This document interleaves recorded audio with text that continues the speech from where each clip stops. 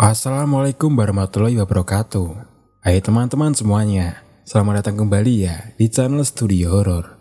Studio Horor kali ini akan menceritakan mengenai kisah pesugihan menikah dengan jin. Cerita misteri ini bersumber dari Galih Nata Sasmita. Lalu seperti apa kisah kali ini? Mari kita simak bersama-sama. Pesugihan menikah dengan jin berdasarkan cerita nyata. Apa mungkin manusia menikah dengan jin? Yang notabene kedua golongan tersebut berbeda. Manusia dan jin sama-sama ciptaan Allah Subhanahu wa Ta'ala. Dan kita manusia hidup berdampingan dengan mereka, yaitu bangsa jin. Walaupun berbeda dimensi, menikah dengan jin tentunya tidak terdengar asing di telinga orang Indonesia. Ya, ada sebagian dari mereka yang melakukan praktek itu guna mewujudkan hal-hal yang diinginkan. Kalau nggak harta, ya tata. Kedua hal tersebut umumnya dijadikan alasan untuk menikah. Pertanyaannya adalah, apakah bisa bangsa manusia menikah dengan bangsa jin? Jawabannya adalah iya. Percaya atau tidak, sebenarnya menikah dengan jin sudah dilakukan oleh leluhur kita. Maka tidak heran jika sampai saat ini di zaman yang sudah modern, masih ada orang yang menikah dengan jin sebagai salah satu jalan pintas mendapatkan kekayaan dan tahta ataupun jabatan. Kemudian, gimana caranya menikah dengan jin? Kita kan nggak bisa ngelihat mereka. Betul, kita nggak bisa ngelihat mereka. Tapi, dengan bantuan sang perantara, hal itu bisa dilakukan. Tentunya, dengan persyaratan-persyaratan yang harus dipenuhi serta konsekuensinya. Namanya menikah dengan makhluk gaib pasti tidak umum. Pastinya akan ada konsekuensi yang harus ia terima. Bisa tumbal hewan, bahkan anggota keluarga. Seperti yang pernah dialami oleh pamanku sendiri. Paman adalah adik dari ibu. Dulu ia hidup dan tinggal di sebuah desa yang berlokasi di Kabupaten Bandung. Di umurnya yang masih muda, ia menikah dengan seorang kembang desa. Namun setelah beberapa tahun pernikahan, belum dikaruniai momongan. Hal itu menyebabkan adanya konflik antara paman dan istrinya. Konflik yang berkepanjangan yang menyebabkan paman ditinggalkan begitu saja oleh istrinya. Entah pergi kemana yang ia pergi, tanpa memberikan kabar sedikit pun. Itu membuat hati paman sangat sakit dan memutuskan untuk tidak menikah lagi. Beberapa bulan setelahnya, paman pergi meninggalkan desa. Ia memutuskan mencari pekerjaan di luar Bandung untuk merubah kehidupannya dan untuk melupakan mantan istrinya. Aku mendapatkan kabar dari ibu kalau paman bekerja di Jakarta. Mendengar hal itu, aku menemuinya. Menemuinya untuk bersilaturahmi dan ngobrol-ngobrol di sela waktu senggang. Saat itu aku melihat keadaan paman yang sehat bugar dan ia menceritakan mengenai keberhasilannya di dunia kerja. Paman menjadi salah satu petinggi. Paman menjadi salah satu petinggi di sebuah perusahaan besar di Jakarta hanya dalam waktu kurang dari 1 tahun.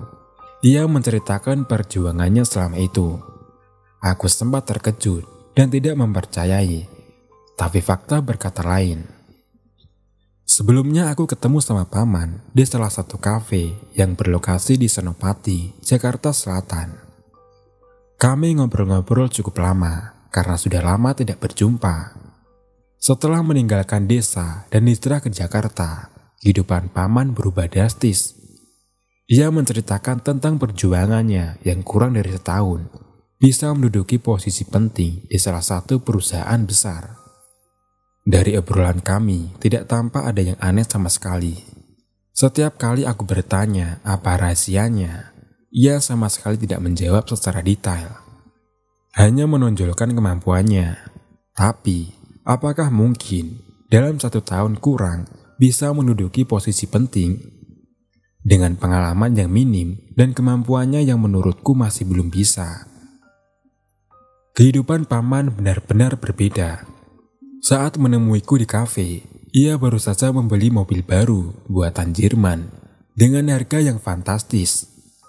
sedikit terlihat menyombongkan dirinya, tapi sah-sah saja menurutku. Selain itu, paman juga memberitahuku kabar gembira kepadaku. Ia akan menikah kembali 2 bulan kemudian dengan salah satu gadis yang berasal dari kota Indramayu. Menurutnya, mereka pertama kali bertemu di salah satu pusat perbelanjaan yang dekat GBK atau Gelora Bung Karno. Mendengar kabar tersebut, aku sangat senang. Akhirnya, paman bisa kembali membuka hatinya untuk orang lain dan memulai lembaran baru.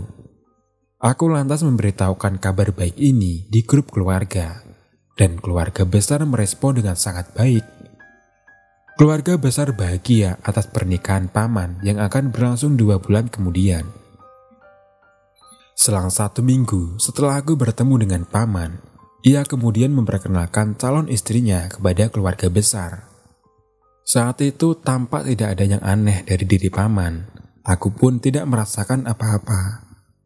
Hari yang ditunggu-tunggu pun tiba. Pagi itu, kami sekeluarga sudah siap menghadiri acara pernikahan paman di salah satu hotel yang berada di kawasan SCBD, Jakarta Selatan.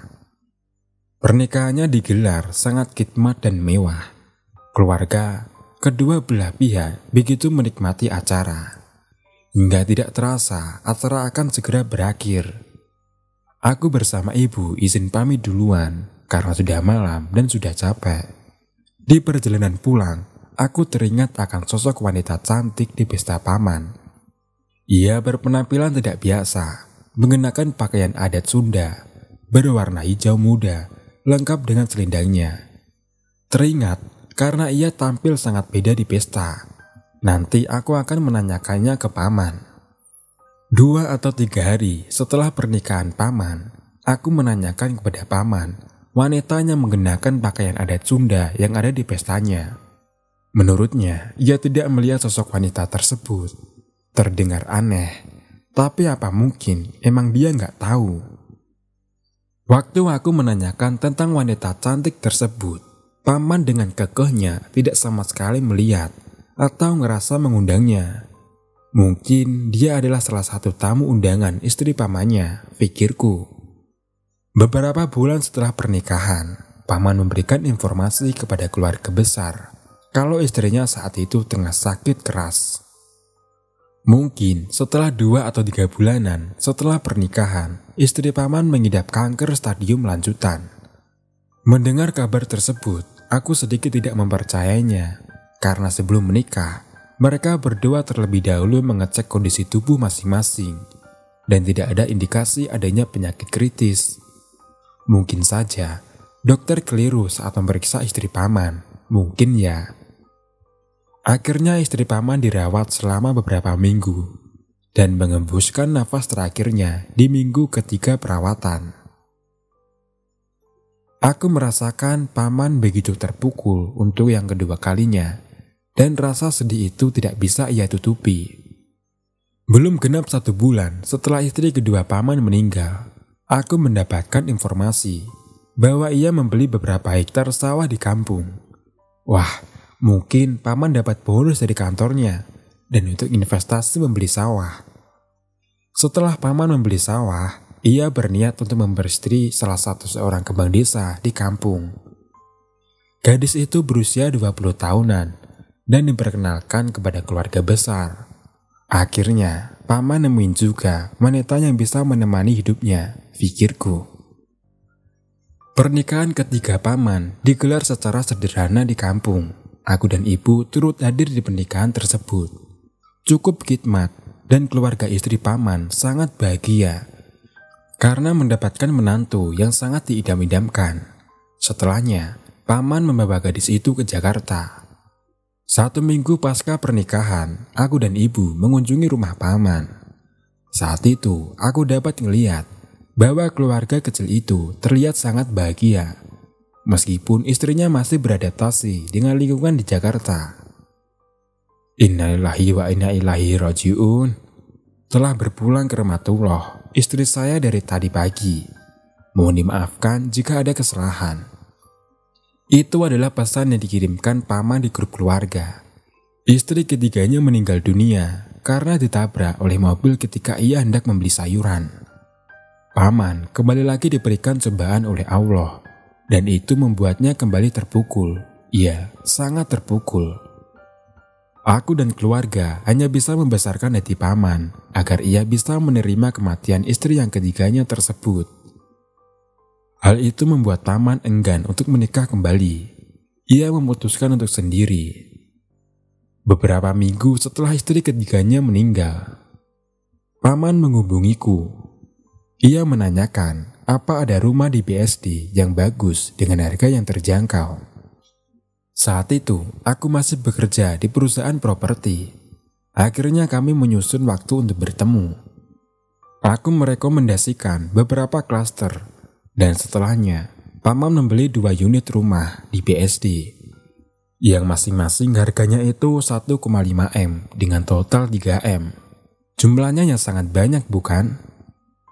Paman teh lagi dapat bonus dari kantornya ya? Beli rumah sampai 2 gitu? Ia hanya tersenyum dan tidak membalas pertanyaanku. Paman kemudian memperkenalkan calon istrinya yang keempat. Aku rada kaget dengan keputusan paman yang akan menikah kembali. Karena setelah kematian istri ketiganya, ia memutuskan untuk tidak ingin menikah dalam waktu dekat. Mungkin paman sudah terlanjur jatuh cinta dengan wanita itu.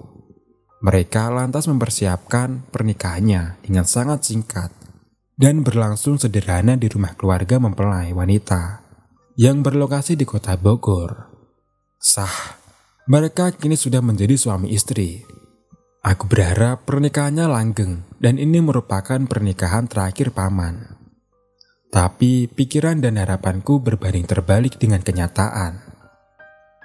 Gak sampai 3 bulan, aku udah mendapat kabar bahwa istri keempat paman meninggal.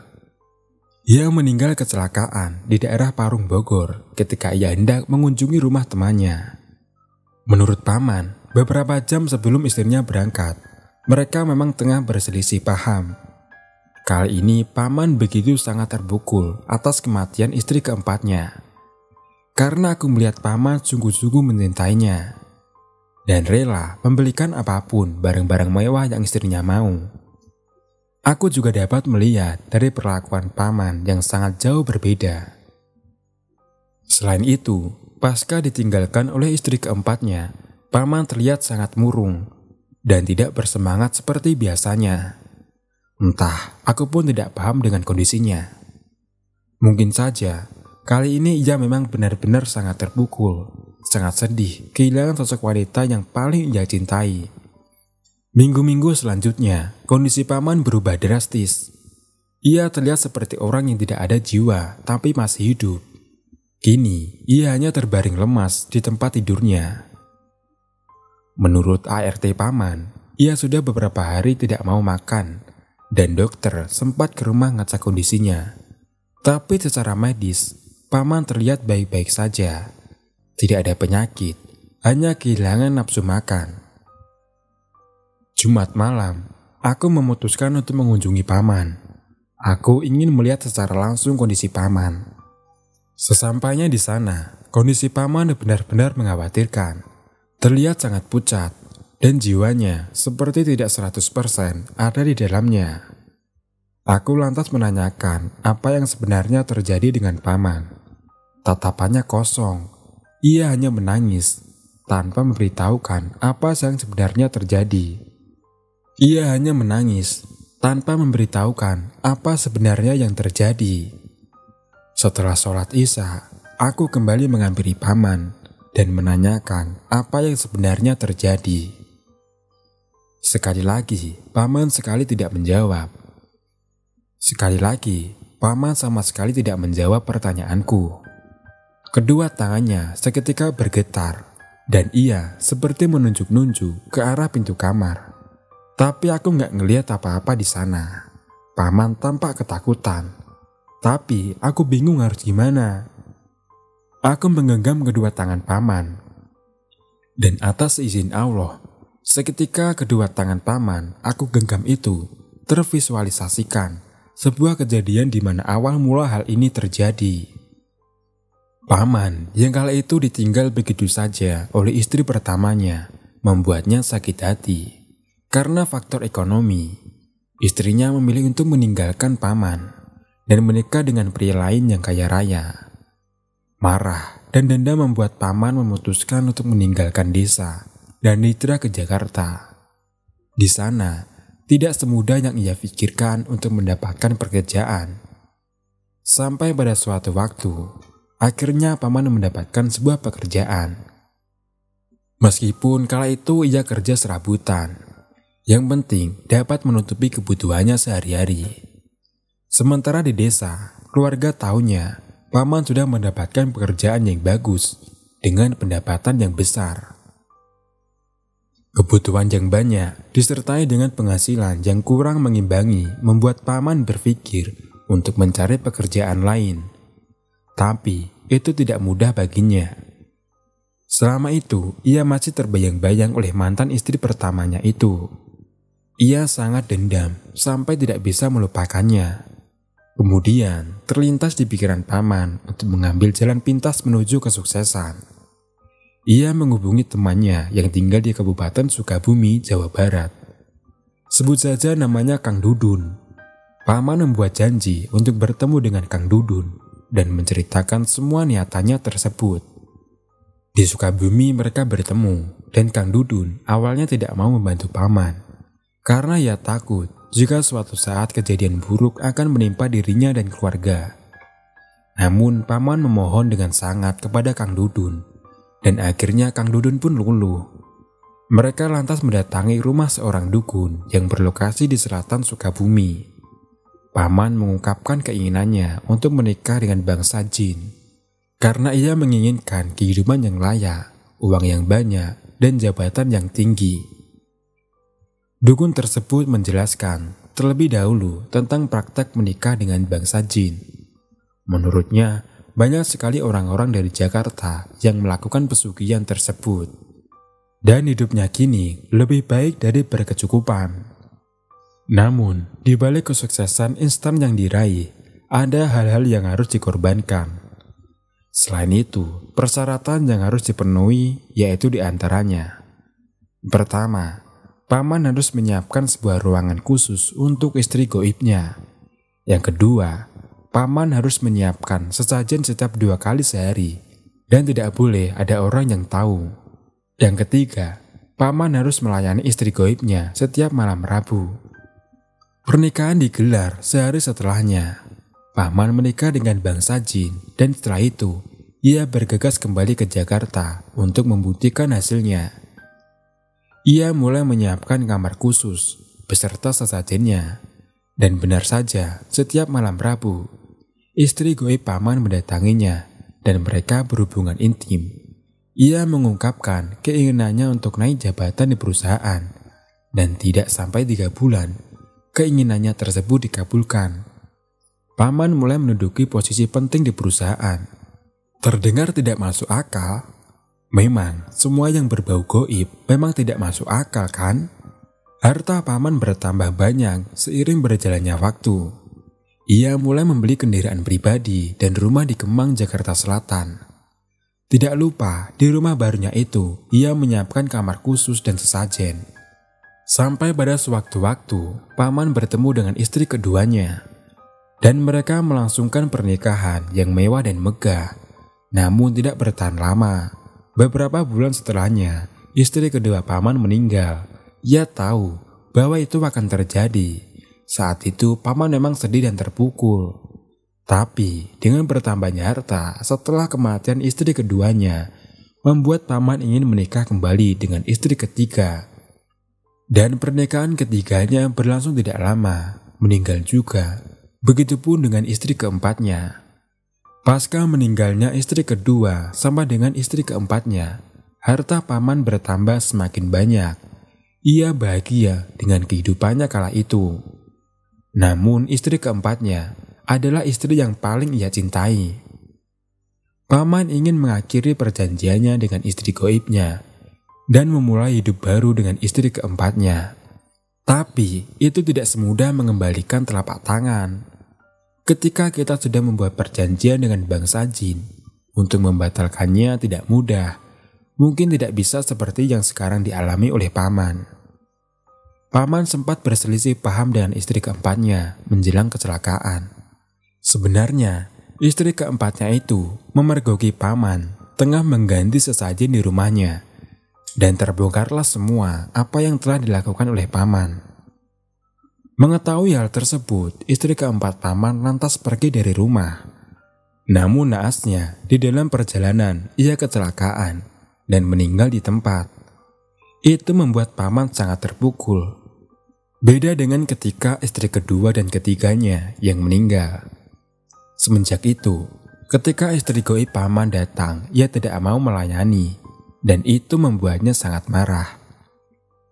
Paman ingin mengakhiri perjanjian, tapi tidak bisa. Dan akhirnya kondisi paman secara medis tidak ada masalah. Tapi, bila dilihat secara langsung, jiwanya kosong. Sampai saat ini pun, keadaan paman masih seperti itu. Dibilang hidup, ya masih hidup. Dibilang mati, ya bisa juga. Aku tidak bisa berbuat apapun. Karena tidak punya keahlian di bidang mengandu pesugihan. Walaupun sebenarnya, paman pernah diobati, tapi tidak ada hasilnya. Sekarang, ia hanya bisa terbaring lemas di tempat tidurnya tanpa bisa melakukan apa-apa. Oh iya, aku membuat kisah ini tidak bermaksud untuk membuka aib keluarga. Aku hanya ingin berbagi cerita, mengedukasi teman-teman, bahwa di zaman yang sudah modern seperti ini, pesugihan menikah dengan jin itu masih ada dan bisa. Semoga kalian tidak pernah terfikirkan untuk menikah dengan bangsa jin ya. Sampai di sini ya, kisah pesugihan menikah dengan bangsa jin. Semoga kalian sehat selalu dan semoga semua makhluk berbahagia. Terima kasih.